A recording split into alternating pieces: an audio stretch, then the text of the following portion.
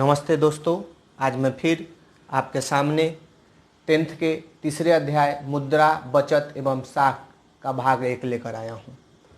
सबसे पहले हम ये जानेंगे कि मुद्रा है क्या। मुद्रा के विकास का इतिहास से भी पहले हम ये जानेंगे कि मुद्रा क्या है। मुद्रा कहने का अर्थ क्या होता है कि जैसे ही मुद्रा हम बोलते हैं हमारे दिमाग में कुछ कागजी मुद्रे, कुछ सिक्कों का ध्यान आ जाता है, जिससे हम अपने दिनचर्या के कार्यों में उसके विनिमय के लिए इस्तेमाल करते हैं। कुछ चीज़ खरीदने या अपने पास रखने के लिए या किसी को ऋण देने के लिए प्रयोग करते हैं। मुद्रा आखिर है क्या? मुद्रा के पूछा जाए परिभाषा तो सामान्य रूप से मुद्रा वह वस्तु है जिससे हम विनिमय करते हैं और जिसे सरकार द्वारा मान्यता प्राप्त होती है, जिस पर सरकार का मुहर लगा हुआ होता है और जो सर्वव्यापी होता है। सब लोग स्वतंत्रतापूर्वक उसे लेते हैं और उसका कार्य करते हैं। अब मुद्रा के विकास का इतिहास कहा जाता है कि मुद्रा का विकास का इतिहास मानव सभ्यता के विकास का इतिहास है कि जब पहले लोगों का आवश्यकता बहुत कम था, तो जब आवश्यकता बहुत कम था तो एक आदमी अपनी आवश्यकता की सारी वस्तुएं खुद ही प्रयोग कर लेता था, खुद ही बना लेता था और खुद ही उसका प्रयोग करता था। लेकिन जैसे जैसे मानव सभ्यता बढ़ती गई, लोग साथ रहने लगे और जनसंख्या बढ़ने लगी तो उनकी आवश्यकता भी बढ़ने लगी। और जब आवश्यकता बढ़ने लगी तो हर आदमी अपने अपने योग्यता के अनुसार कार्य करने लगा और अपनी योग्यता के अनुसार वो कोई ना कोई वस्तु बनाता, कोई चीज़ों का प्रयोग करता और इससे वो एक दूसरे से सहयोग की भावना रखने लगा। अब सहयोग तब तक तो ठीक था जब लोग एक दूसरे के किसी भी बिना स्वार्थ के सहयोग कर देते थे। जिसके पास कपड़ा होता वो कपड़ा दे देता, जिसके पास बर्तन होता वो बर्तन दे देता। लेकिन जब जनसंख्या बढ़ने लगी और लोगों का कार्य शक्ति बढ़ने लगा तो उसके बदले में किसी वस्तु के प्रयोग करने का, किसी वस्तु के लिए किसी मुद्रा का प्रयोग करने के लिए सोचा जाने लगा। तो ये मुद्रा के इतिहास के बारे में हमें ले जाता है। तो पहले हम जानते हैं कि मुद्रा कैसे कैसे विकसित हुआ। सबसे पहले विकसित हुआ वस्तु विनिमय प्रणाली। वस्तु विनिमय प्रणाली क्या कि सबसे पहले हम एक वस्तु के बदले दूसरे वस्तु को लेते थे या देते थे, उसी को वस्तु विनिमय प्रणाली कहते थे। कि अगर किसी को कपड़ा का ज़रूरत है तो वो कपड़ा किसी दूसरे आदमी को कपड़ा देता, दूसरे आदमी से कपड़ा लेता, उसके बदले में उसके पास जो भी चीज़ रहता, चाहे बर्तन रहता, दूध रहता, दही रहता, अनाज रहता, वो उसको दे देता। तो वस्तु विनिमय प्रणाली ये थी कि वस्तु के बदले में वस्तु का आदान प्रदान किया जाता था। लेकिन वस्तु विनिमय प्रणाली में जब दिक्कतें आने लगी, जब जनसंख्या बढ़ने लगा, तब जाके लोगों ने वस्तु को मुद्रा के रूप में प्रचलित कर दिया। वस्तु कहने का मतलब किसी एक वस्तु को मुद्रा के रूप में प्रचलन दे दिया गया। जब आदमी शिकार करता था, जब आदि मानव के रूप में था और उस समय जब लोग संग्रह करके समाज में रहते थे, तो उस समय शिकार युग में क्या होता था कि किसी चीज़ के चमड़ा को मुद्रा का मान्यता दे दिया गया। उसके बाद जब पशु युग आया तो किसी पशु को मुद्रा का मान दे दिया गया, बकरी को, गाय को। फिर उसके बाद जब किसान युग आया तो किसान युग में किसी अनाज को, जैसे कपास को, गेहूं को मुद्रा के रूप में प्रयोग किया जाने लगा। जब वस्तु मुद्रा के रूप में जब प्रयोग करने लगे तो उस वस्तु की कमी होने लगी, लोग ज़्यादा संचय करने लगे। इससे कठिनाई के कारण तब धातु को, जैसे पीतल को, तांबा को मुद्रा के रूप में लाया जाने लगा। धात्विक मुद्रा को, धात्विक मुद्रा के कारण परेशानी होने के कारण तब आने लगा सिक्के। तो सरकार ने क्या किया, इस सरकार का मुहर लगा हुआ सोना या चांदी का सिक्का चलने लगा। जिस समय जिसकी सरकार रहती थी, जिस समय जिनका शासन रहता था, उनके अनुसार सोने और चांदी के सिक्के चलने लगे। फिर सोने और चांदी के सिक्के के बाद चलने लगे पत्र मुद्रा। फिर हमारे जो सिक्का आया, जो हमारे यहाँ अभी भी चलता है सिक्का, वो उसके बाद आए पत्र मुद्रा। तो पत्र मुद्रा क्या होता था कि पत्र मुद्रा में कि कागज के मुद्रे चलते। पत्र मुद्रा कहने का अर्थ है कि 1 रुपये और सिक्के जो होते हैं ना, वो केंद्र सरकार के वित्त विभाग द्वारा चलाया जाता है या वित्त विभाग द्वारा पारित किया जाता है। उसके अलावा 1 रुपये से अधिक, 2 रुपये और उससे अधिक के जितने भी नोट होते हैं वो सब केंद्र सरकार के जो राष्ट्रीय बैंक है RBI, उसके द्वारा छापा जाता है या बनाया जाता है। तो पत्र मुद्रा आया। पत्र मुद्रा संचय करने में, रखने में आदमी को परेशानी समाप्त हो गई। सिक्के में क्या होता था कि लोगों को ले आने में ज़्यादा सिक्का हो जाता तो दिक्कत होता था, इसलिए पत्र मुद्रा जो कागज़ के रूप में होता था, इसे कागजी मुद्रा भी कहते हैं, तो उसका प्रचलन हुआ। फिर कागजी मुद्रा के प्रचलन तो ठीक है, लेकिन कागजी मुद्रा का भी संचय करना या कहीं ले आने में दिक्कत होने लगा, तो क्या हो गया, साख मुद्रा चलने लगा कि बैंक एक चेक काट देता था या हुंडई बना देता था, ड्राफ्ट बना देता था। उसी को हम क्या करते थे, देश विदेश के अंतर्राष्ट्रीय व्यापार करने के लिए अब चेक या हुंडई का प्रयोग किया जाता है, चाहे देश के अंदर भी व्यापार करने के लिए चेक या हुंडई का प्रयोग किया जाता है। उसके बाद आ गया प्लास्टिक मुद्रा का युग। प्लास्टिक मुद्रा कहने का मतलब प्लास्टिक का एक टुकड़ा जो मुद्रा के रूप में काम करता है, जैसे कि एटीएम सह डेबिट कार्ड, और उसके बाद क्रेडिट कार्ड की। एटीएम कार्ड क्या होता है, इसको बोलते हैं अल्टरनेटिव टेलर मशीन, को स्वचालित टेलर मशीन, जो कि डेबिट कार्ड भी होता है कि लोग 24 घंटे उससे पैसा निकाल सकते हैं या जमा कर सकते हैं। और दूसरा इसी का रूप है क्रेडिट कार्ड। क्रेडिट कार्ड क्या होता है कि बैंक देखता है कि कितना ये हस्तांतरण करते हैं, कितना पैसा ये लेन देन करते हैं, उनके अनुसार वो कुछ पैसे को इनके खाते से क्रेडिट कर देता है और वो उस पैसे से अपने आवश्यकता की वस्तुओं और सेवाओं को खरीद सकते हैं। ये तो हुआ मुद्रा के इतिहास, ये कैसे कैसे वस्तु विनिमय के बाद वस्तु मुद्रा, धात्विक मुद्रा, सिक्के, पत्र मुद्रा, साख मुद्रा और प्लास्टिक मुद्राएं। फिर अगर ये सब जो मुद्राएं हैं क्या है, विनिमय के साधन।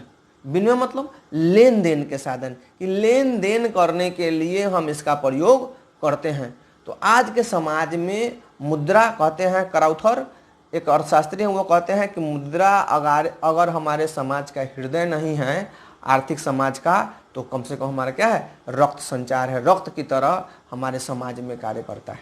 लेकिन अगर विनिमय के स्वरूपों का बात किया जाए तो इन सब मुद्राओं को दो भागों में बांटा जाता है, वस्तु विनिमय प्रणाली और मौद्रिक विनिमय प्रणाली। वस्तु विनिमय प्रणाली क्या थी कि वस्तु के बदले में वस्तु का, जैसे हमने यहाँ पर देखा कि वस्तु के बदले में वस्तु का प्रयोग, अर्थात क्या कि किसी के पास तेल है और दूसरे से कपड़ा लेना है तो तेल के बदले में कपड़ा दे के उससे तेल ले लेते थे। किसी के पास दही है उससे दूध लेना है तो उससे वो ले लेते थे। किसी के बाद कोई आवश्यकता है, लकड़ी की वस्तु है तो लकड़ी के वस्तु के बदले वो मिट्टी की वस्तु ले लेते थे। लेकिन वस्तु विनिमय प्रणाली में बहुत कठिनाइयाँ थी। वस्तु विनिमय प्रणाली में क्या कठिनाइयाँ थे, ये कठिनाई थे आवश्यकता के दोहरे संयोग का अभाव था। आवश्यकता के दोहरे संयोग के अभाव कहने का मतलब क्या कि एक आदमी को अगर कपड़ा चाहिए तो उसके बदले में जो सामने वाला जिसके पास कपड़ा है, जो कपड़ा बेचता है या कपड़ा देता है या बनाता है, तो उसको किस वस्तु की आवश्यकता है, वो वस्तु अगर हमारे पास होगी तभी तो हम उससे कपड़ा ले पाएंगे। तो आवश्यकता का दोहरे संयोग का बड़ा जरूरी होता था वहाँ पे कि इसके बदले में ये लेगा कि नहीं लेगा। एक कहा जाता है कि एक नाविक, एक यात्री कहीं नाव से यात्रा करने के लिए कहीं जा रहे थे यात्रा करने, तो उन्हें एक नदी पार करना था। तो नदी पार करने के लिए जब वो एक नाविक से बोले कि मुझे नदी पार करवा दो, तो उस समय मुद्रा था नहीं, तो उसने कहा कि हम क्या करें, सो हमें हाथी दांत दीजिएगा तभी हम आपको नदी पार करवाएंगे। उनके पास तो हाथी दांत था नहीं, तो उन्होंने कहा कि हाथी दांत तो मेरे पास नहीं है। तो कहें कि सो हाथी दांत नहीं है तब तो हम आपको पार नहीं करवा सकते हैं। तो वो किसी दूसरे आदमी के पास गया जो कहा कि सो हम हाथी दांत के बदले में आपको कपड़ा दे सकते हैं। तो कहा मेरे पास कपड़ा भी नहीं है। फिर तीसरे आदमी के पास गया, वो कहा कपड़े के बदले में आपको तेल दे सकते हैं। तो कहा कि मेरे पास तेल भी नहीं है। तो कहा कि हम चौथे आदमी के पास गया कि हम तेल के बदले में आपसे तार लेंगे, तार जो वायर होता है सो। तब उस यात्री के पास वो तार था, तो वो तार देकर और उससे तेल ले लिया।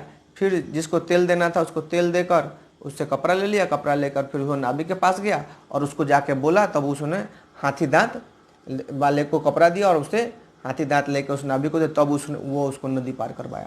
मतलब क्या होता था कि समय तो बहुत लग जाता था कि कब उसको इस वस्तु की आवश्यकता होगी या कब मेरे पास वो वस्तु आएगा जिसके बदले हम जो मेरी आवश्यकता की वस्तु उसे ले पाएंगे। ये सबसे बड़ी दिक्कत थी। मतलब आवश्यकता का दोहरा संयोग कि दोनों तरफ से आवश्यकता होता तभी उसका हस्तांतरण हो पाता था। दूसरा था मूल्य के समान माप का अभाव। मतलब क्या होता है कि मूल्य के समान माप कि कितने तेल के बदले में हम कितना घी दें, कितने चावल के बदले में कितना कपड़ा दें, कितने अनाज के बदले में कितना बर्तन दें। ये मूल्य के माप का अभाव होता था कि किस वस्तु का मूल्य कितना रखा जाए या किसके बदले में क्या पैमाना हो, ये दिक्कतें आती थी। और तीसरा, मूल्य संचय का भी अभाव था कि आप उसे संचय नहीं कर सकते थे, जमा नहीं कर सकते थे। जैसे बहुत सी चीज़ें, जैसे फल, जैसे भोजन की सामग्री, जैसे मछली, या जो वस्तुएं होती हैं जो जल्दी खराब हो जाने वाली वस्तु, उसको आप संचय नहीं कर सकते थे। मुद्रा तो है आपके पास, जब वस्तु मुद्रा है तो कोई भी वस्तु आपकी मुद्रा है, लेकिन कुछ वस्तुओं का आप संचय ज़्यादा दिन तक नहीं कर सकते थे, ये परेशानी होती थी। अगला था स्वविभाजन का अभाव। ये स्वविभाजन का अभाव कहने का मतलब क्या कि मेरे पास कोई बड़ी वस्तु, जैसे मेरे पास गाय है और गाय है और मुझे 4 चीज़ें लेनी, तो 4 चीज़ें 4 लोगों से लेनी है, तो जब स्वविभाजन हम करेंगे तो गाय किस आदमी को दें? ये गाय का अगर 4 टुकड़ा करेंगे तो उसका अस्तित्व भी समाप्त हो जाएगा। तो ज़्यादा वस्तु मेरे पास अगर गाय है और उसके बदले में मुझे कुछ कपड़े की ज़रूरत है तो कैसे हो पाता, या हमें 4 वस्तुओं की ज़रूरत होती तो कैसे हो पाता उस गाय के बदले में। तो ये क्या होता था, इस स्वविभाजन का अभाव था। दूसरा था कि भविष्य के भुगतान की कठिनाई होती थी। भविष्य के भुगतान की कठिनाई कहने का मतलब क्या था कि अगर हम किसी से कर्ज लेना है कि मुझे दूध की आवश्यकता है, दूध खाना है, तो हम क्या करें, किसी से कर्ज ले लें गाय, और गाय कर्ज ले लें 2 साल के लिए, और 2 साल के बाद उसको वो गाय वापस कर दे। तो उस 2 साल में उसने दूध खाया, उसके गोबर का इस्तेमाल किया, उसका फिर 2 साल वो पुराना गाय बूढ़ा भी हो गया, 2 साल तो पुराना हो गया गाय, और फिर उसके बाद वो गाय उसको वापस कर दिया जाए। तो उस समय जब ऋण लिया जाता था तो ऋण लेने वाले फायदे में रहते थे और देने वाले घाटा में हो जाते थे। मतलब क्या होता कि भविष्य के भुगतान की कठिनाई होती। और सबसे अंतिम और महत्वपूर्ण बात क्या था कि मूल्य हस्तांतरण की भी समस्या थी। मतलब कि अगर मुझे यहाँ से खाली करके किसी दूसरे जगह पर जाना है तो मेरे वस्तु का क्या मूल्य मिलेगा, और कोई मूल्य मिलेगा तो वस्तु ही मिलेगा। जब हम वस्तु को उठा के यहाँ से वहाँ नहीं ले जा पाते तो क्या होता कि वो उसे वहीं पर छोड़ना पड़ता। अगर आप यहाँ से खाली कर रहे हैं तो आपके पास जो वस्तु ले जा सकते हैं ले जाए, और जो नहीं ले जा सकते थे उसका कोई हस्तांतरण, उसकी कोई बिक्री नहीं होती थी, या कोई उसे लेने वाला नहीं था, उसके बदले में आपको कोई सामान नहीं मिलता। मतलब आप उसको क्या करते, वहीं पे छोड़ के आपको जाना पड़ता। तो ये कठिनाइयाँ होती थी वस्तु विनिमय प्रणाली में। विनिमय का स्वरूप 2 होता है, वस्तु विनिमय और मौद्रिक विनिमय प्रणाली। तो अभी हमने पढ़ा वस्तु विनिमय प्रणाली के बारे में, और अगले वीडियो में हम जानेंगे मौद्रिक विनिमय प्रणाली के बारे में। तो वस्तु विनिमय प्रणाली क्यों समाप्त कर दिया गया, वस्तु विनिमय प्रणाली क्या था और उसे क्यों समाप्त करना पड़ा, और क्यों मौद्रिक विनिमय प्रणाली की आवश्यकता बढ़ी, ये हम अगले वीडियो में जानेंगे। तो आपको अगर ये वीडियो अच्छा लगा तो इसे सब्सक्राइब कीजिए, लाइक कीजिए और अपने दोस्तों तक शेयर कीजिए। तब तक के लिए बहुत बहुत धन्यवाद।